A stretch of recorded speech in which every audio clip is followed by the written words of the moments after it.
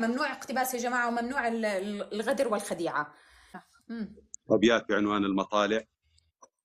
أقول: بقدر جمال البوح تسمو المطالع، وتنبيك عن حجم الجراح المدامع. عظيم هطول الشعر مثل سحابة، إذا مسها برق من الشوق لامع. كأن بنات الشعر حين تلألأت بدور أزيلت عن سناها البراقع. فتحملك الأحلام فوق عروشها، وتسقيك من عذب البيان المنابع.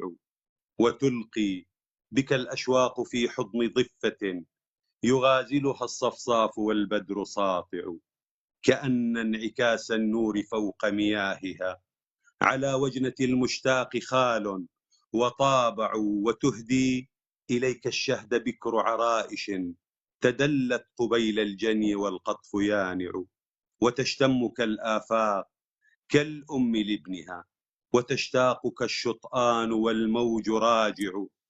نجوز سماء الصبر صبرا، وإننا لترهبنا يوم اللقاء القواطع. نسر لخد الأرض نجوى لواعج سجودا، فتصغي في السماء المسامع.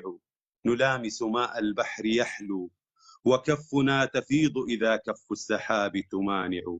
نجوع ونعرى والنفوس أبية، ونثمر جودا إن أتى الحي جائع.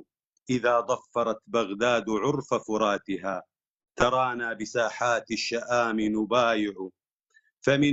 فمن ياسمين الشام هاتوا قميصه، ليرتد نور حجبته المواجع. تجلت ببعض الناس بضع مكارم، ونحن لكل المكرمات المراجع. سلام.